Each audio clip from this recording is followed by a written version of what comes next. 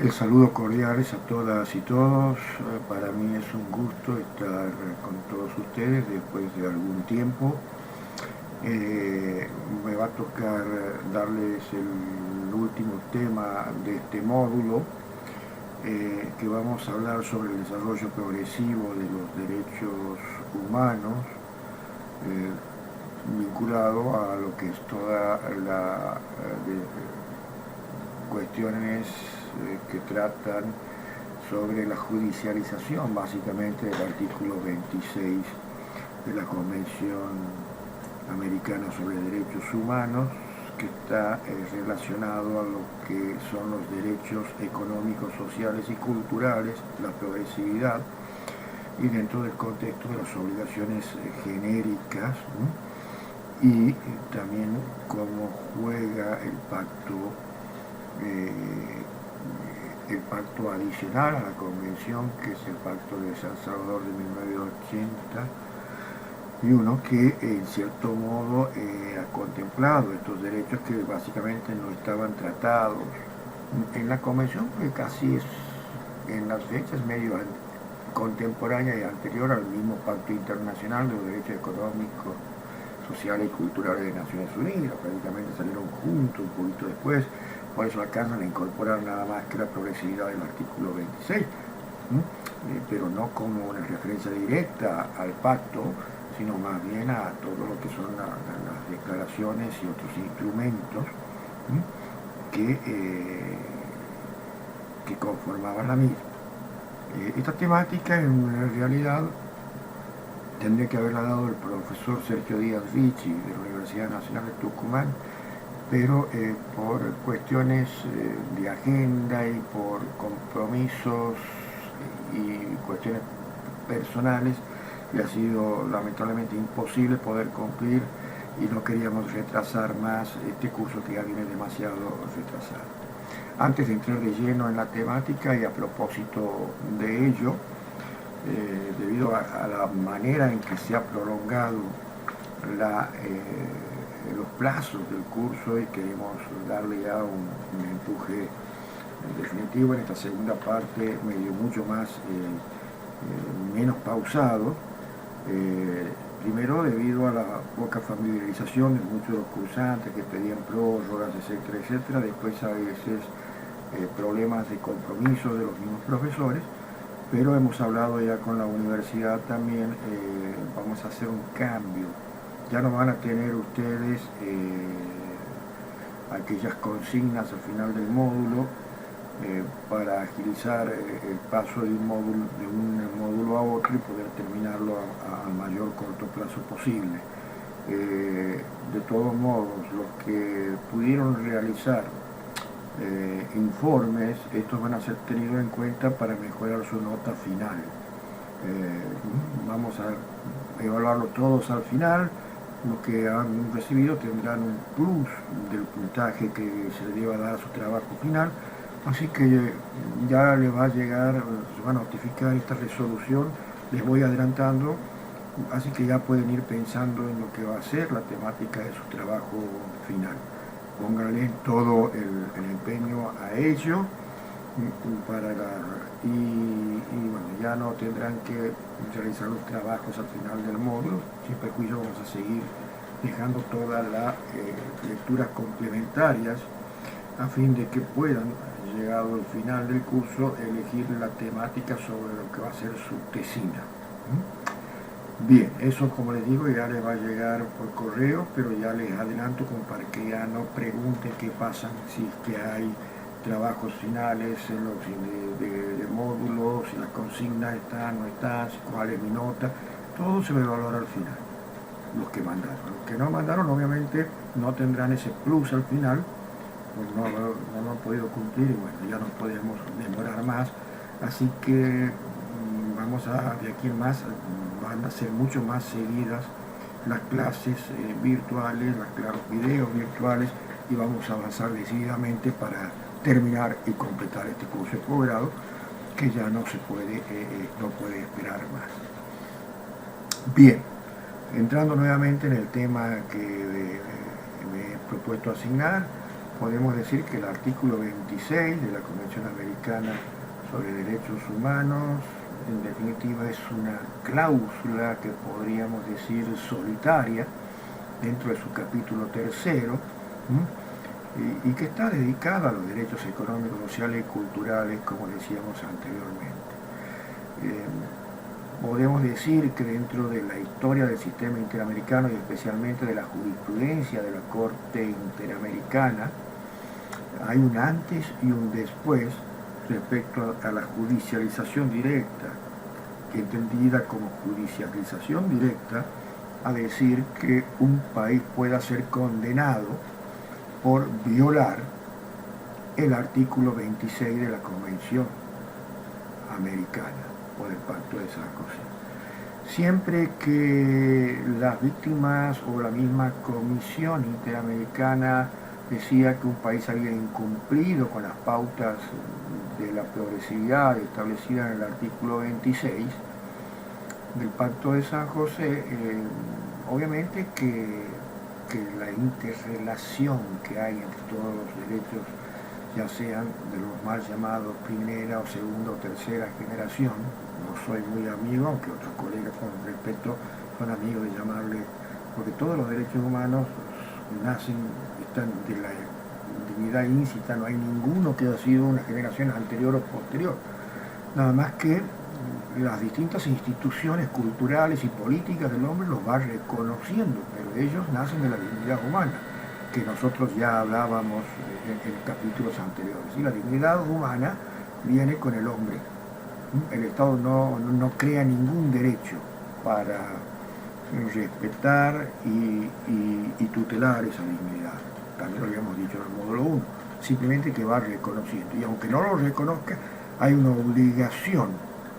universal establecida en la costumbre internacional que les obliga a respetar esa dignidad.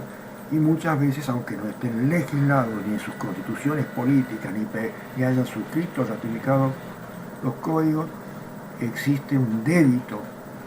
de esos derechos que son considerados también, más allá de la generación de que se trate dentro de la división que hacen algunos académicos, son de la misma categoría que los derechos civiles y políticos, y por eso, porque son derechos humanos. Los derechos humanos son todos iguales. Lo que sí puede haber la preeminencia de uno u otro en la particularidad del caso, cosa de cuestión que también decíamos, en el cual en un determinado contexto uno de ellos deba ser mayormente protegido por lo que desplaza mediante el ejercicio del principio de proporcionalidad y de la ponderación y de la hermenéutica ponderativa de la interpretación de los derechos humanos, y se le dé mayor protección restringiendo, no anulando otro derecho que, cambiando las circunstancias fácticas del caso concreto, puede que después se invierta. El derecho que ha sido restringido y ha sido limitado, digamos, cobre mayor envergadura, y bueno, y las situaciones lleven a que se le dé mayor protección a ese que antes había sido desplazado y se restringe al otro que les ha tenido mayor protección, ¿no? Eso también lo vimos a lo largo de los módulos que ya fueron dictados. De este contexto, entonces, podemos decir que la jurisprudencia de la Corte tiene un antes y un después, porque antes contemplaba siempre y cuando la condena implique una vinculación dentro de esa interrelación que es característica de los derechos humanos con alguno de los derechos civiles y políticos contemplados en la misma convención en su primera parte, como ser el derecho a la vida, el derecho a la integridad personal, el derecho a las garantías judiciales, el derecho a la libertad, el derecho a la libertad de expresión, el derecho, bueno, todo lo que hemos venido viendo hasta ahora. Y ese antes y después es el año 2017, donde un cambio en la integración de la Corte Interamericana entendió que sí se podía judicializar directamente sin necesidad de vincularlo a un derecho civil y político, y que un país podía ser condenado por violar la progresividad del artículo 26, sin tener que, vuelvo a decirlo, apelar a algunos de los catálogos de derechos civiles y políticos protegidos por el mismo Pacto de San José. Esto ocurrió en el año 2017, especialmente en un caso contra Perú, Campos del Lago, que ya lo vamos a ir a explicar. Si bien ya venía ciertas posiciones, opiniones razonadas de algunos de los miembros de anteriores integraciones solitarias, en minoría, podríamos decir así, estableciendo que sí se podía, la mayoría hasta el 2017 decía que era imposible la judicialización directa de los derechos económicos, sociales y culturales, y especialmente del artículo 26 del Pacto de San José, cosa que, vuelvo a decir, ha cambiado a partir del 2017. Entonces, podríamos decir que antes del 2017 esta situación era explicada por diversos factores, y podríamos decir que esos factores tienen que ver con el contexto histórico del crecimiento del sistema interamericano, sobre todo cuando se va plasmando en su redacción o el tardío desarrollo normativo de la noción de progresividad en materia de derechos económicos, sociales y culturales, al tiempo de que es aprobado el Pacto de San José. Por eso después hace falta un protocolo especial que lo complete con el de San Salvador. Pero esto a medida que también progresivamente fue ganando, a medida que pasaron los años, un lento avance en la materia de trabajo tanto de la Corte y de la Comisión Interamericana, aunque la jurisprudencia existente antes de 2017, vuelvo a repetir, era demasiado insuficiente para ilustrar de manera, si se quiere decir así, completa los distintos desafíos en la interpretación que plantea esta cláusula, ¿no? También el texto, la forma en que fue redactado el artículo 26, deja bastantes interrogantes, ¿no? Sobre todo dos cuestiones claves que requerían ser dilucidadas. En primer lugar, ¿cuál era el alcance de la remisión del artículo 26? Que a diferencia del capítulo 2 del pacto, que habla sobre los derechos civiles y políticos, los derechos que se refiere al artículo 26 no están individualizados. Habla de la progresividad de los derechos económicos y en general. En cambio, los derechos económicos, civiles y políticos, como les decía anteriormente, habla del artículo 4, derecho a la vida, el 7, derecho a la libertad, el 6, el 5, la integridad personal, el 8, las garantías judiciales, y así sucesivamente. ¿Ven la diferencia? El otro es un solo artículo que habla de la progresividad en general.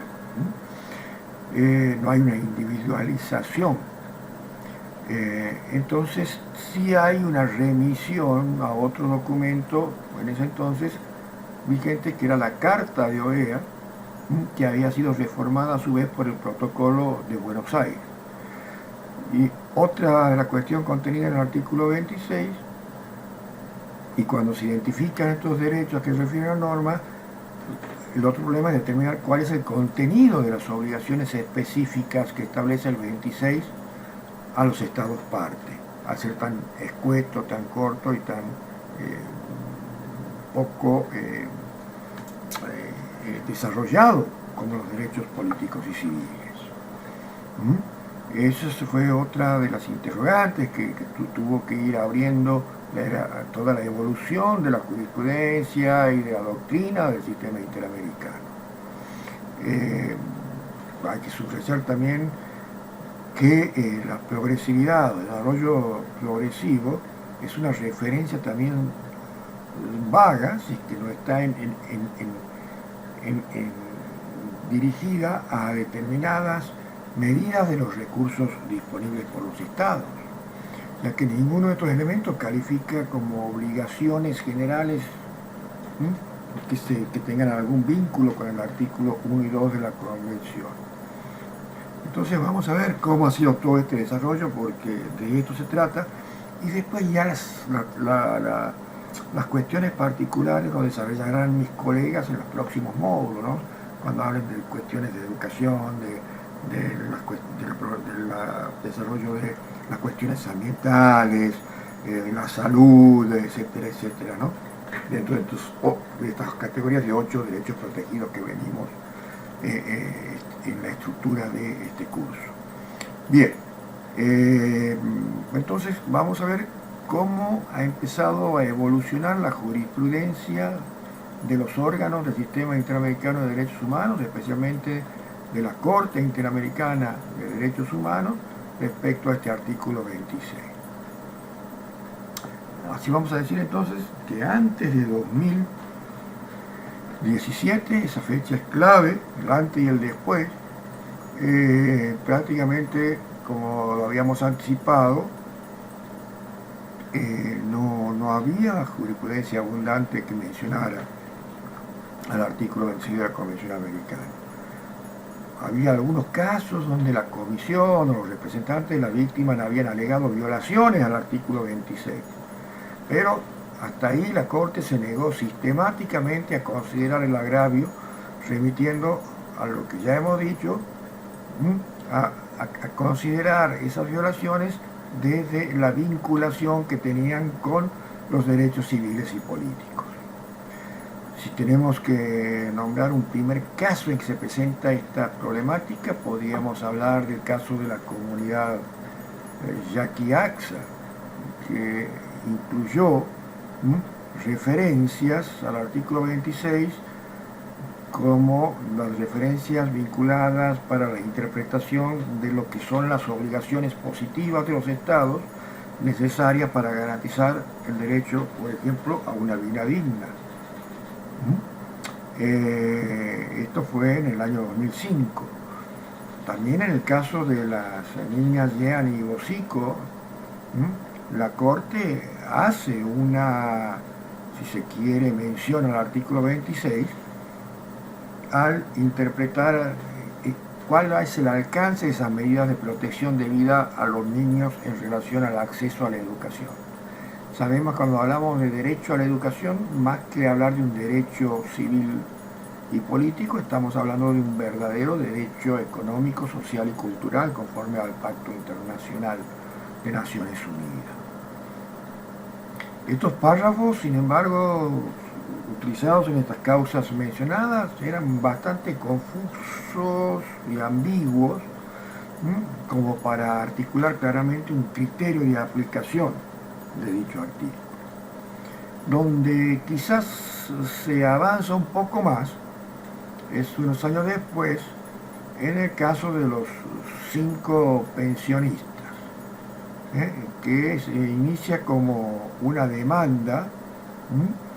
en el año 2003 contra Perú, porque si bien la sentencia incluye podríamos decir así, las víctimas, y la misma comisión lo plantea como un reclamo específico fundado en el artículo 26, pues se trataba del reconocimiento a beneficios de una pensión de ciudadanos peruanos que habían sido denegados, porque el Estado había adoptado medidas de carácter regresivo, es decir, derechos que ya estaban reconocidos en cuanto a esas pensiones,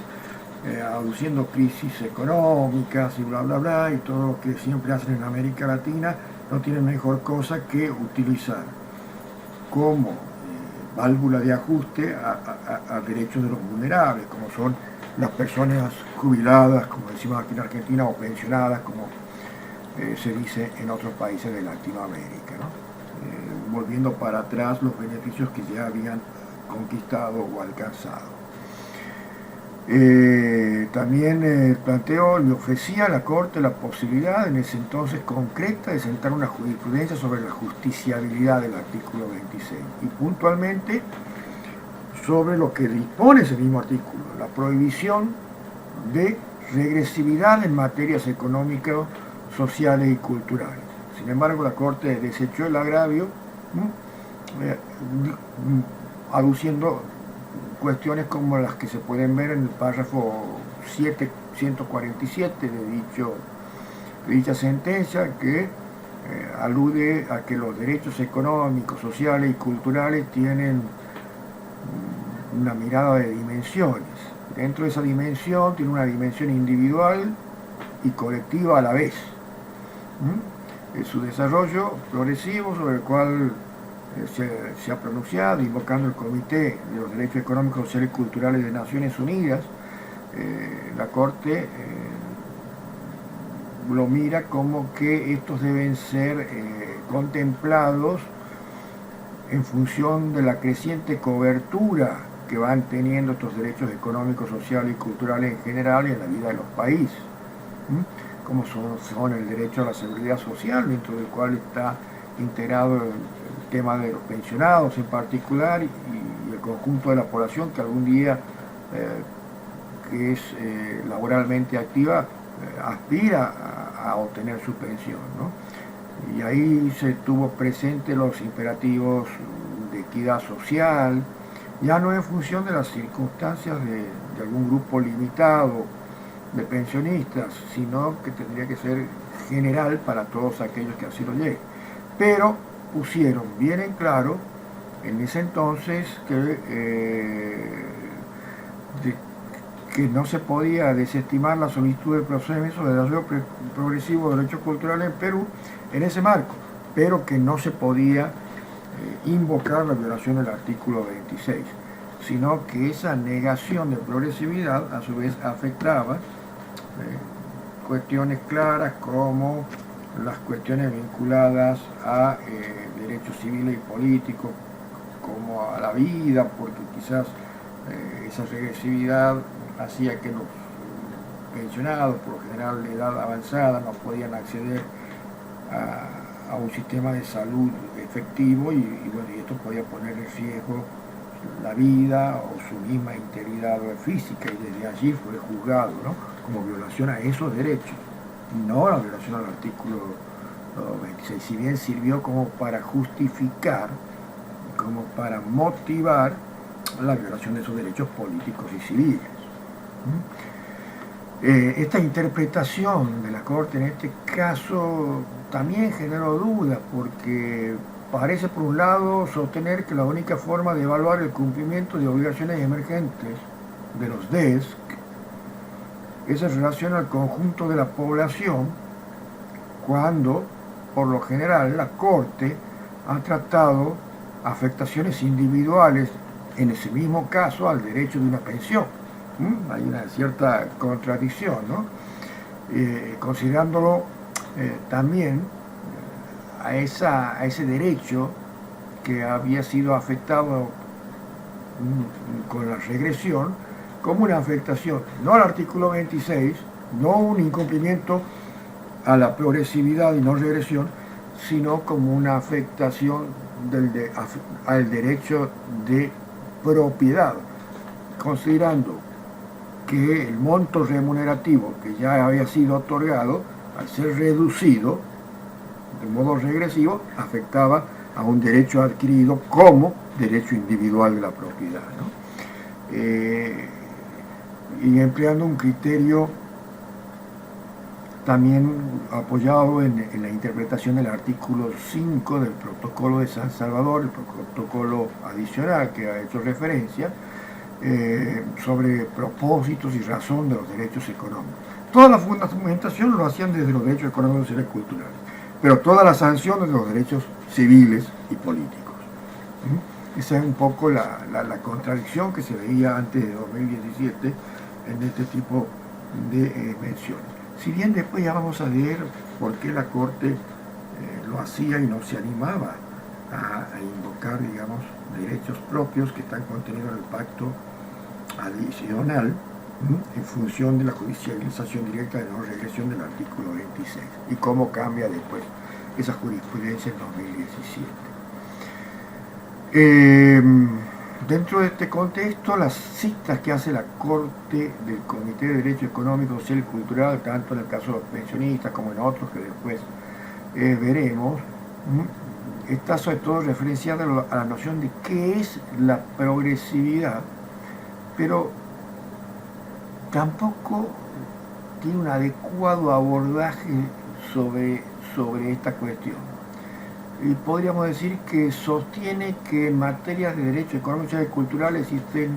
obligaciones inmediatas y que la progresividad no significa una absoluta discrecionalidad para el Estado y que los derechos incluidos, como por ejemplo el Pacto Internacional de Derechos Económicos, puedan ser protegidos por mecanismos jurisdiccionales. De cierto modo, insta a los Estados a que todos los derechos económicos y culturales, especialmente contenidos en un instrumento de los derechos humanos internacional más que regional, como el Pacto Internacional de los Derechos de los DESC de Naciones Unidas, si los estados que forman parte de OEA y que a su vez han suscrito el Pacto de San José, están a través de ese mecanismo de interpretación del artículo 29 obligados también a proteger esos derechos. Más allá que la Corte en ese entonces entendía que ellos no podían juzgar la violación concreta de sus derechos económicos y culturales, sino que era en función de las consecuencias que su incumplimiento causaba en los derechos políticos y sociales.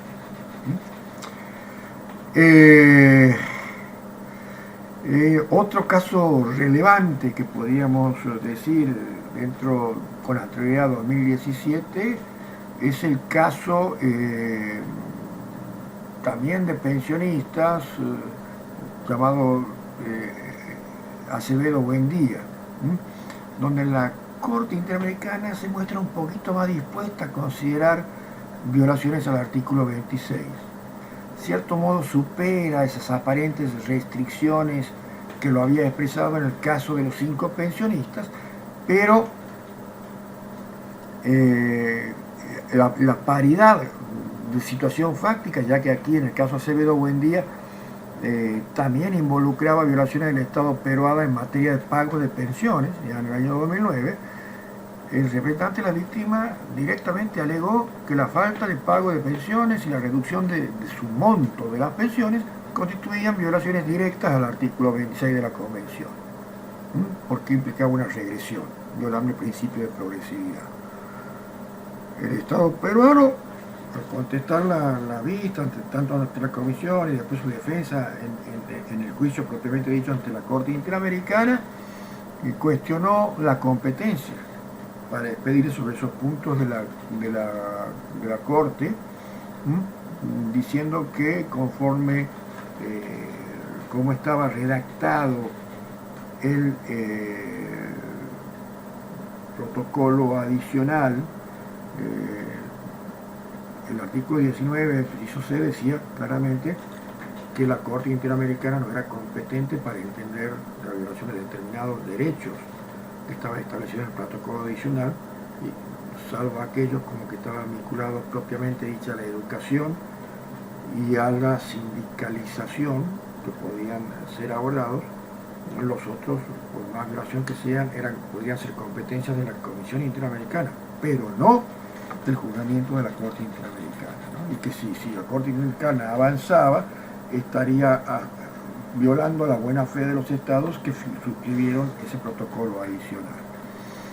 Ya vamos a ver después cómo la nueva mayoría de la Corte a partir de 2007 supera ese escollo,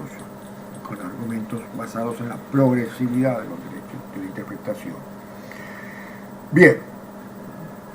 la Corte, en este caso Acevedo Buendía, señaló enfáticamente que es competente para analizar violaciones de todos los derechos reconocidos en el Pacto de San José, incluido el artículo 26. Ahí fue un avance que parecía que realmente nos hacía ahorrar todos estos 11 años que tuvo que demorar para que definitivamente la mayoría reconozca la jurisdicción directa. Y decidió algunos párrafos, lo que hasta esa fecha constituía el desarrollo más prometedor del Tribunal Interamericano en esa materia, ¿no? Así señalaba que el estudio de los trabajos preparatorios del Pacto de San José, cuando se iba a tratar el artículo 26, era una clara manifestación de la voluntad de los estados para poner una disposición concreta dentro del pacto que establezca una obligación jurídica del cumplimiento y la aplicación de los derechos económicos, sociales y culturales, tanto ya sea a su promoción como protección, ante cualquier eventual violación de los estados, ¿no? La Corte señaló que la revisión de esos trabajos preparatorios antes de la aprobación del Pacto de San José demostraba que las principales observaciones que se hacían sobre la base de su aprobación era darle a esos derechos económicos, sociales y culturales una cobertura de protección bastante, podríamos decir, marcada, compatible con las condiciones peculiares, pero siempre vinculada a las posibilidades y a las condiciones de desarrollo también que tenían los estados, porque no podían reconocerse los derechos económicos de forma absoluta cuando la mayoría de los países que conforman son estados parte del Tratado de la Convención Americana sobre Derechos Humanos, por lo general eran países económicamente no muy desarrollados, no eran de lo que se conoce como primer mundo, sus economías eran muy frágiles, entonces iban a estar en un estado permanente de incumplimiento. Por lo tanto, también esa progresividad le hacen una doble lectura: progresividad de que no se podía regresar derechos ya concedidos, pero a su vez una progresividad que la exigencia de cumplimiento estaba dada en función de las posibilidades macroeconómicas que ese Estado tenía para brindarlas, ¿no? Siendo que son por lo general cuestiones vinculadas a programas de asistencia social en muchos de los casos, ¿no? Subrayó también la Corte dentro de los párrafos de esta causa que la interdependencia existente entre derechos civiles y políticos y económicos, sociales y culturales implica que hay una independencia de jerarquías entre ambas categorías de derechos y plena exigibilidad ante las autoridades competentes, pero que la manifestación de violación de lo segundo estaba dada en la manera de que su violación a su vez afectaba a derechos civiles y políticos, que era la salida que encontraba a estos planteos de buena fe que hacían los estados, ¿no? Para decir, si vos me condenas por el artículo 26, en cierto modo estarías incumpliendo con la redacción del protocolo adicional de San Salvador. El protocolo adicional de San Salvador, en la parte final, sobre todo en el mencionado artículo 29, en su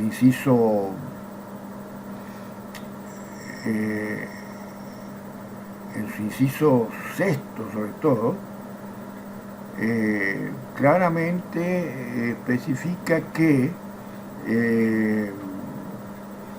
los derechos establecidos en el artículo 8 y el artículo 13, si fuesen violados, una acción imputable directa del Estado, del presente protocolo, podría dar lugar mediante la participación de la Comisión Interamericana de Derechos Humanos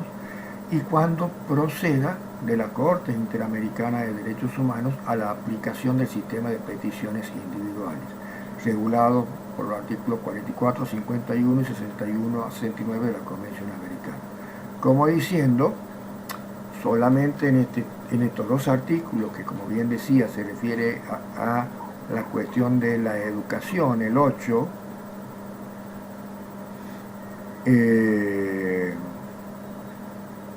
de asuntos de derechos sindicales, el 8,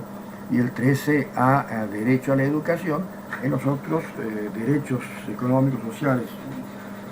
contemplados por el protocolo, no tendría competencia la Corte Interamericana. Y es así como también en esa época se venía considerando en esta aplicación, ¿no? Bien, entonces, pasando en limpio, Eh, para la Corte, el tribunal es competente para entender violaciones al artículo 26,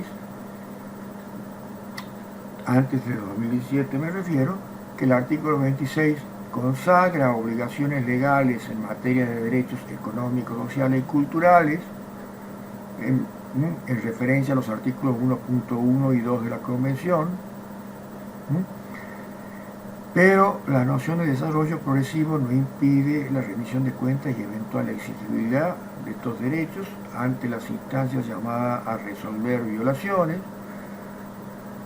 pero a pesar de todo ello, aparece como favorable